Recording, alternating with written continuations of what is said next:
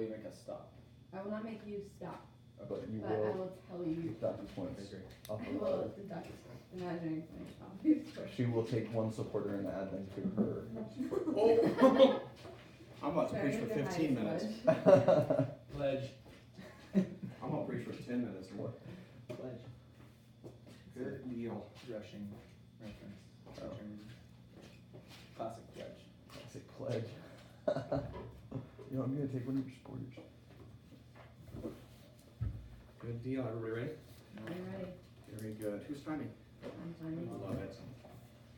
Very good. Well, guys, I'm very excited to be here today. I've wanted to preach for 10 years now. I first got the desire to do so when I was a 14-year-old kid, and I was doing speech and debate in high school, and I figured out then I had a passion for public speaking, and I could not wait to have the opportunity to transition that skill into the public sphere, into the sphere of the church. But honestly, there just have not been a ton of opportunities up to this point, except for one notable one, and I want to tell you guys the story of how that came to pass. It's a good story, but I really want to talk about it because I feel like it leads us to where I feel like the Lord is calling our community and the University of Virginia at this time in this place. So when I was in high school, I was part of a youth group that went to summer camp. And at this summer camp, they took all the campers and they split them up into different teams. They took a delegate from every one of those teams and they gave them an opportunity to give a 3-minute sermon at the end of the camp. And I was very excited to have that opportunity. It was a fun service that we did. It was like a 45-minute service where, people just got to speak for 3 minutes. And I desperately wanted to have the opportunity to go ahead and do that. And so it was a long time waiting for me to have that chance, but I want to tell you guys the story of how I got there. So when I was a freshman in high school, I don't know why my leg is shaking, y'all. I'm not nervous for this at all, y'all. Give me a second. Let it be in your name, Lord. When I was a freshman in high school, I wanted to have the opportunity to do that. And so when I was a senior, there was a guy named Senior, and his name was Ethan. And Ethan was one of the coolest people in the world. Like, I loved Ethan very much. And I built a good relationship with him over the course of that camp. And Ethan was a guy who, he was just such a good guy. And when he got that opportunity instead of me, I was incredibly excited to see him do that. And so, I thought, he's a senior, I'm a freshman. I've got 3 years to do this. He's got 1 year. I kind of understand the law of seniority. I'm going to let him do that and have a lot of fun. Plus, I've got 3 more years myself. Well, then my second year comes around, and I've got my buddy named Daniel Singer. And Daniel Singer is one of my favorite people in the world. He's currently a supporter of mine. He's one of the reasons why I'm here today. And he's an intellectual. That day, he preached a sermon that was so excellent, I just found myself being like, it doesn't even matter. I didn't get that chance. Daniel got the chance to do it. Plus, I've got 2 more years myself. Well, then my junior year comes around, and there's a guy named Michael Watterson who played football with me. We spent a ton of time that summer in football off-season workouts. And Michael gets the chance. He's a sophomore, and I'm a junior, and there's a bit of, doesn't seniority come into play? But at the end of the day, I was so happy to have him have that opportunity. I thought, I got 1 more year yet anyway. Well, then my senior year comes around, and guys, I can't think about anything else the entire camp. Like, I've prepared 6 different 3-minute sermons in preparation for the event, and the camp staff had actually given all the students the material in the first place. So everything I was doing was totally in vain, but I just had so much nervous energy. I was so excited to have that opportunity to do so. And then the day before, the Lord told me, Christopher, I want you to put that on the altar. Yes, Lord. Your way is the best way. And it was a moment of like, I recognize this path, but like you've taken me on. But even now, even when I feel like I have the most right to it, I will give it to you. And then I told my team leader that night, and he said to me, Christopher, because you've wanted to do this for so long, I'm going to give you that chance to do it. I remembered thinking right before I went to bed, isn't the Lord great? Isn't this what he did to Abraham, right? He asked him to give up his most treasured possession and then gave it back to him in a way that was even more excellent than if he had just had his son in the first place. Like, isn't that what the Lord just did with me? And so I found myself so thankful for what the Lord had done. Well, then the day afterwards, my team leader comes to me and he says, Christopher, I went to the youth pastor last night. He told me he actually already has a nomination for somebody in place at the very beginning of the camp, and it's a freshman. And I was like, oh my gosh. Now this girl that spoke that day, she did a great job. She's one of my brother's best friends in the world, and we still have a relationship with her today. In fact, I'm going to go back to her parents. She just got married this summer, and I didn't ask them for support, but I'm asking for support a little bit later. That's the kind of relationship we still have with them to this day. But I found myself being like, man, I thought there was this unofficial law of seniority. Like, when I was a freshman, I remember giving that chance to that senior and thinking, he's got no more opportunities. I've got 3.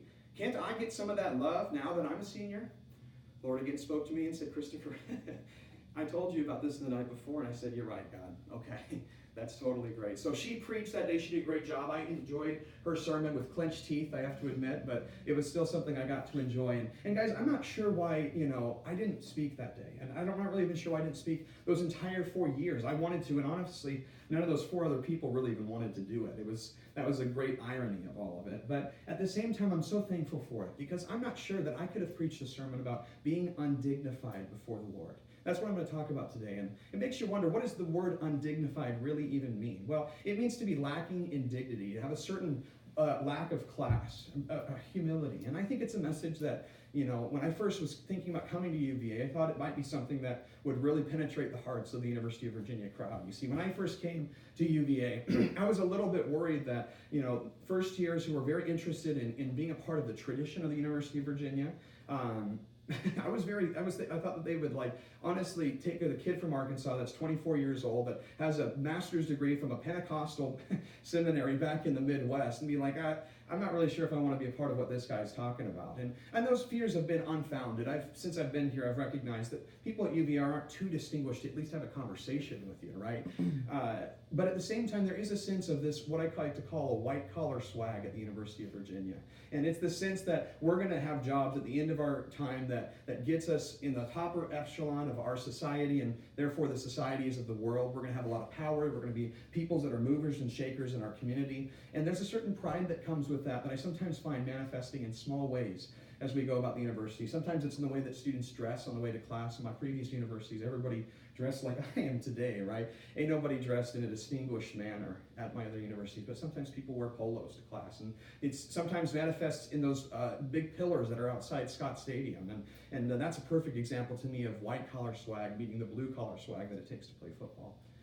Anyway, all that to say, I think it's a message that speaks directly to the heart of the University of Virginia. And so I want to go to a passage that I feel like brings out that ideology of having an undignified heart before the Lord better than anyone I've ever seen before. It's in 2 Samuel chapter 6. And while you guys are turning there, I want to go ahead and tell you the story of how we got to this place in Scripture. Again, it's 2 Samuel chapter 6. The story is about David, and David's one of the most important characters in the Bible. In fact, the second half of 1 Samuel and the entire book of 2 Samuel is all about David. And David is a young man who lives in Israel, and he has a prophecy that he's going to become the king of Israel. Now, there's a current king of Israel. His name's Saul, and Saul is not happy that David has the opportunity to become king after him. He wants his line to become the king, his sons to become the king rather than David. And so Saul actively tries to kill David throughout the entire second half of 2 Samuel. And David is constantly on the run from this king who's neglecting his kingly responsibilities in order to be a person that persecutes David.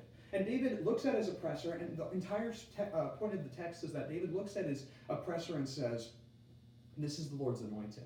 I will not lift my hand against him." And there's two opportunities. In fact, Ben Baker is speaking about probably one of them here in the next couple of minutes at the hub, right, where David has the chance to kill Saul. At one point, he's going to the bathroom, and David cuts his robe and shows him, "I have not killed you, Saul." There's another time where Saul's sleeping, and David picks up his spear and runs away with it rather than striking him with it, and says to Saul later, "Look, man, I got your spear. I'm not trying to kill you. I'm not trying to lift my hands against the Lord's anointed." And that passage of Scripture is a beautiful picture of David's heart before the Lord and his trust that God would bring his promises to fruition. Well, later on, Saul dies, and David does become the king of Israel, and that's what the first couple chapters of 2 Samuel are all about. And that brings us to 2 Samuel chapter 6, where David is now the king of Israel, and he's conquered the city of Jerusalem, which is now called the city of David in the rest of the text. And David is wanting to bring the ark of God into Jerusalem. Now, the Ark of God is a very important object in Israel's history. It's this giant golden box. You guys have seen the Raiders of the Lost Ark. You guys know what it looks like, right? But in the midst of that, inside that giant metal box, there's the 10 Commandments of the Lord. And the 10 Commandments are a great symbol of the law of God. And the law of God is something that's a huge biblical theme. But to summarize it very briefly, the law of God is a law code that God gave the people of Israel so that they would, one, be able to atone for their sins in a just and righteous way. And two, it's also there so that people would achieve a perfect social justice in their society. It was driven at those who are disenfranchised, the widows, the orphans, the slaves, the servants, the peoples who other Middle Eastern nations, Near Eastern nations at the time were ignoring. And God's treatment of them would allow for the nation of Israel to be blessed in a fashion that other nations would look upon the people of Israel and be like, Something special is going on there. Why are your harvests more plentiful? Why are your people more happy? And they would say it's because we serve the Lord. And so it would give the Israelites an opportunity to be a great nation of priests before the other nations, a great missionary nation, if you want to put it in more modern contexts. And so that's what the Ark of the Covenant symbolized. So David bringing the Ark of the Covenant into the city of Jerusalem, what an awesome opportunity. It's supposed to mean the blessing of the Lord will be on the city of Israel, will be on the city of Jerusalem and the country of Israel.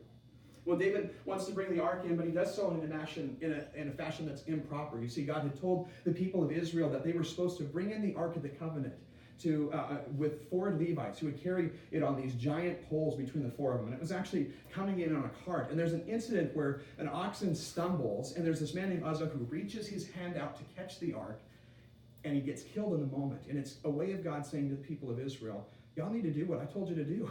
I've set this law into place, and I want you to be particular about how you follow it, because my kingdom will come if you do so.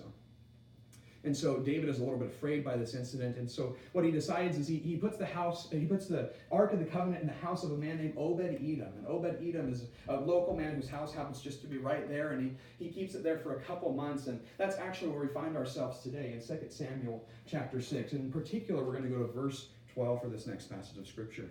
Now King David was told the Lord has blessed the household of Obed-Edom and everything he has because of the Ark of God. And so David went to bring the Ark of God up from the house of Obed-Edom to the city of David with rejoicing. When those who were carrying the Ark of the Lord had taken 6 steps, he sacrificed a bull and a fatted calf.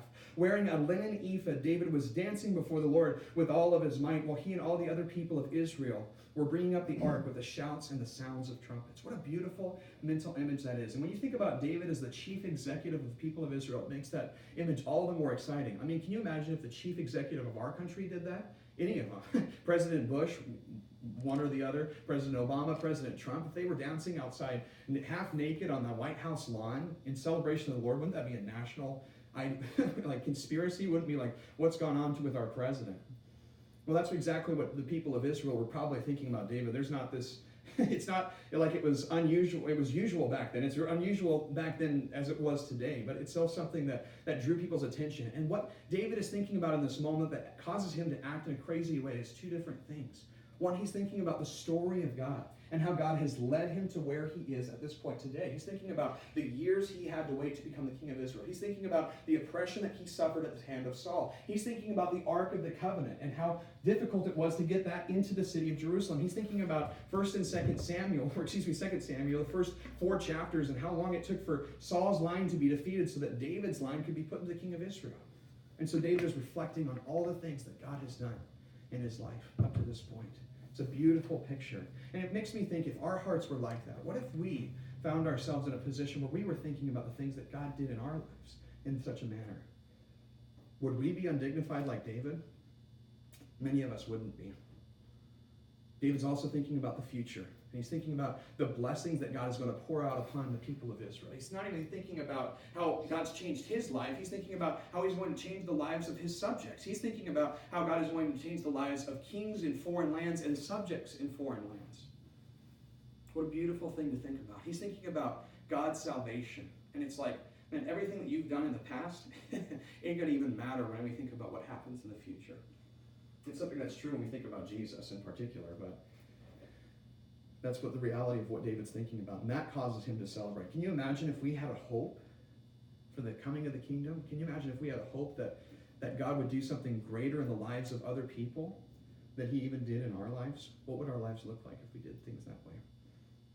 It's a beautiful word picture. Now, I said at the very beginning that I thought UVA might be a crowd that is too distinguished. And there are some people at UVA that might find themselves incredibly distinguished, find themselves wanting to present themselves with a sense of white-collar swag. But actually, as I was thinking about it, and honestly, the thought that prompted this entire sermon is, UVA actually finds itself incredibly undistinguished before people. I mean, if you think about it, what's the greatest tradition at UVA, or at least one of them? It's taking off all of your clothes and then running all over Thomas Jefferson's crowning achievement for about 1.5 miles. Now, there's a lot of people at UVA that would be like, that's totally normal. And honestly, it's kind of a fun tradition, to be completely frank with you guys, and maybe at the risk of my own internship, I'm excited to do that myself, It's just something that you can do to fit in with people, right? But at the same time, there's so many people that would look at what we do at the lawn and then look at what David says and be disgusted by it. And it's so interesting because David is actually half naked. It says that he was wearing a linen ephod, which covered the lower half of his body. But at UVA, we get completely naked, and we do the same thing. It's funny that David is dancing in front of all the people of his country, the slaves, the rich, the poor. And at UVA, we do this in front of the future leaders of the state of Virginia, perhaps even the future leaders of America, right? But we find ourselves being okay being undistinguished for the cult of the university. Or we find ourselves being okay being undistinguished to fit in with a particular group of people. But not so for the King of Kings. If we had an honest assumption about where the Lord has brought us to this point and where he's going to take us, I imagine that we would find ourselves in a totally different position than what we find ourselves in today. So what does undistinguished look like for everybody that's present? Well, my first thought is about a guy that we all know named Joseph Kim, and Joseph is at fall retreat, and I remember one particular moment, he's dressed up like a pirate. He's got his pirate hat on, he's got an eye patch on, he's got a giant hoop earring, and he's got a plastic sword and scabbard, and he's sitting over there at fall retreat. I'm standing right next to him, and he's jumping up and down in front of the Lord and kind of in like this incredibly strange get-up. And I'm like, man, what have I gotten myself into? I thought I came from Arkansas, and I actually came to like the most undistinguished like worship session of all time, right? But Joseph doesn't care, and he's only thinking about the Lord in that moment. What a beautiful image of being undistinguished before man. Another example is actually from my mother. My mother has a one-on-one relationship with a woman that has a keen ability to help people shed off the things that keep us from following God. And so there was one point my mom was repenting before the Lord and was having that kind of conversation with this woman. And the woman looks at her and says, Lynn, I think that your heart, your actions need to reflect your heart in this moment. And I think the Lord's telling you to bow in your heart. So you need to bow with your person. And my mom was like, okay. So she's sitting down and she just bows slightly. And the woman says, that's not enough. I think the Lord's calling you to go lower. Okay, so she pushes in her chair, walks out, and is now standing up and bends down like this. And the woman says, Lynn, you've got to go lower. Okay, so she falls to her knees, right? And then she says, is this enough? And the woman says, no, you've got to go lower. Okay, so at some point now, my mom's on her arms like this, and she says, now is it enough? No, you've got to get lower. So my mom puts her face on the ground, is completely spread out, prostrate before the Lord. And that's the point where it's okay to be undistinguished before God. Because sometimes what it means to be undistinguished before the Lord, to be humble for him, recognizes that his way is the best way, and you've got to put your way completely down on the ground, prostrate, to see God's work done in a more miraculous way. What does that look like for me? I just told you guys that this is something I've waited for 10 years. And, there's been opportunities along the way that I felt like were completely denied to me. I would love to be dressed in a polo that I've worn to the office a couple times. It's a big black polo that my dad used to wear. It has a Chi Alpha symbol on it. I feel like it makes me look rather distinguished. But the Lord said to me, Christopher, a couple weeks ago, I want you to wear the exact worst thing that you have. I wore these shirts when I was painting a Bible college in Myanmar, and I honestly don't even wear it to play basketball in. I do wear the shirt to play basketball in, but I never wear these shorts to play basketball or to do any type of fun leisure activity that requires you to sweat around. I wear it for when I do hard labor. And I think it's a beautiful time for me to take something I've waited for so long and to say, I want to be undistinguished before you in this moment, Lord. And I think about the rest of this passage. David says, later on, in the end of this passage, his wife has seen him dancing naked and chastises him for doing so. And David says to her, I will become even more undignified than this, and I will be humiliated in my own eyes. And I would tell you guys right now, as I stand here before you preaching my very first sermon, and for a group of people that are also hopefully watching this recording later on, for the King of Kings, when I think about the future that I have for me, and I think about the past and where he's taken me, I will become even more undignified than this. What's God calling you guys to do? Thank you.